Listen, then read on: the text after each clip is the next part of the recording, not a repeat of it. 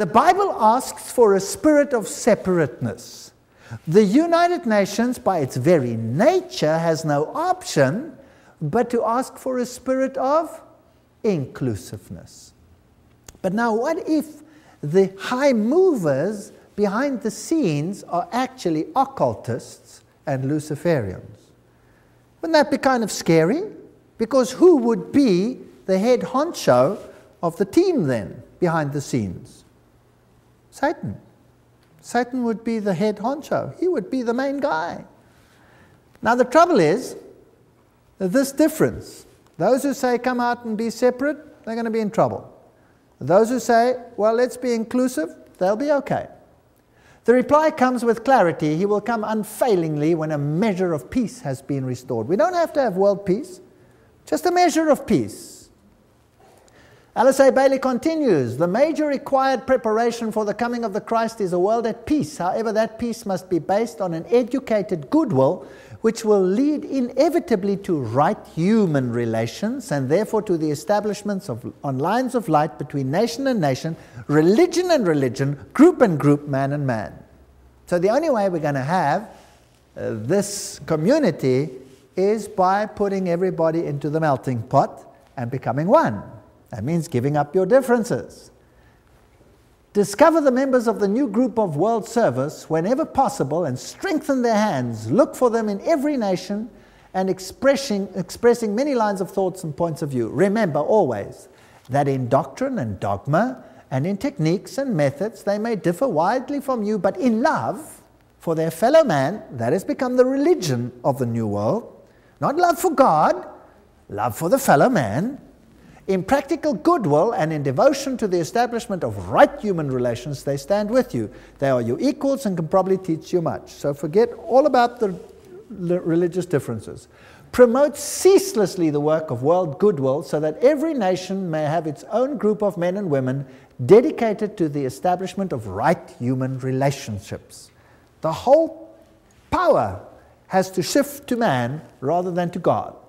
It is on the foundation of this teaching that Christ will raise the superstructure of the brotherhood of man for right human relations on expression of the love of God. And this is all we hear in the sermonizing of the New World. What is important is right human relations. What is important is that we accept one another as we are. And it goes on and on and on and on. But faithfulness to God, biblical principles, no, they have to be given up. Share International says, but the day will dawn when the vision of the United Nations will save the world, and when the reality of the United Nations starts bearing fruit, then the breath of immortality will be a living reality on earth. And there is the spiritual leader of or the present priest, if you like, in the United Nations, the Hindu Sri Chinmoy. He says the United Nations is the way to oneness that leads to the supreme oneness, capitalized.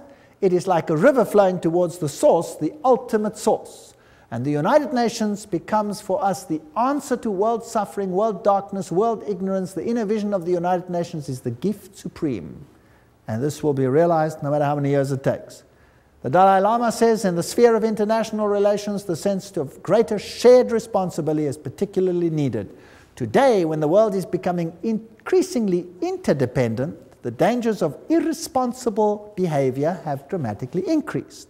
Unless we realize that we now are part of one big human family, we cannot hope to bring about peace and happiness. So all the world leaders are saying these things. And the United Nations, with its symbolism of this ancient laurel wreath around a globe, is nothing other than the emulation of an old pagan ideal, which Lucifer once more wants to realize in the world that we live in today.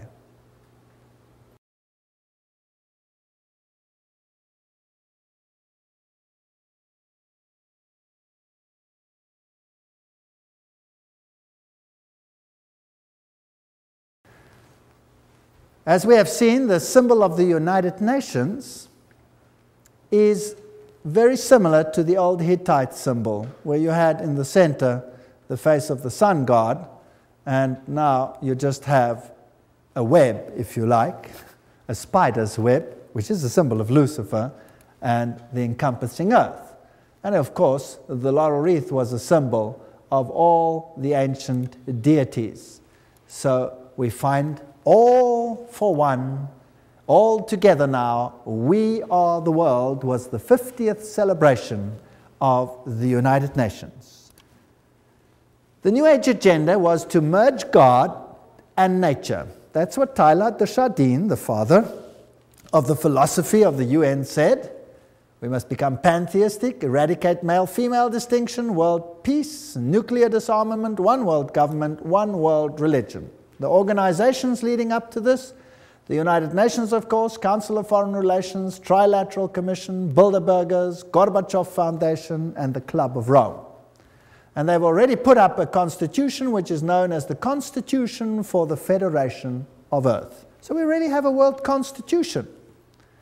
Now, obviously, if you want to bring about a situation like that, you have to influence the education of the world so that the mindset and the thinking of people is changed. So education is a very important point. This comes straight from their own web pages. Wow, you cannot say this is hearsay. It comes straight from them, unol.org. The world will not change and find peace if there is not a new education. Utant, former Secretary General of the United Nations. We need a new education. The old one's no good.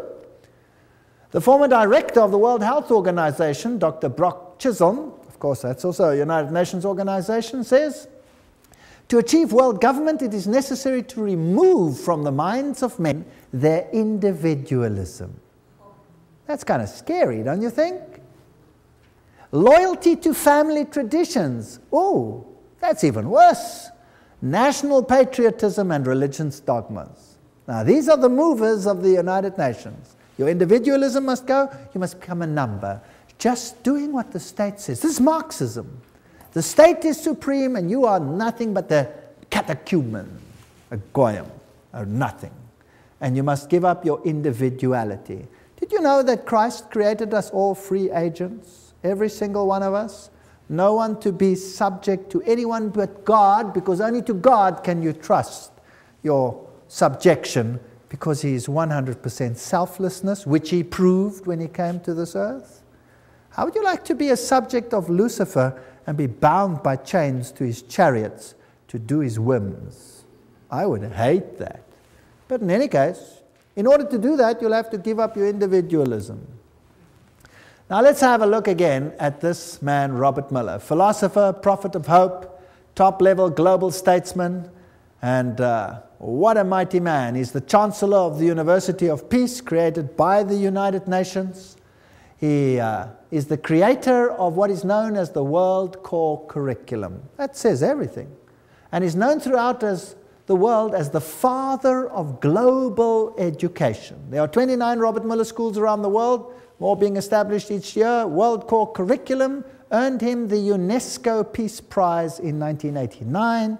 He has recently drawn up a framework for world media coverage. What you see on your television is what you're supposed to see, not what you should see. As a public service, as well as a framework for planetary and cosmic consciousness. Wow, so your mindset, your cultural mindset must be changed, your framework for the arts and culture. These are occultists speaking.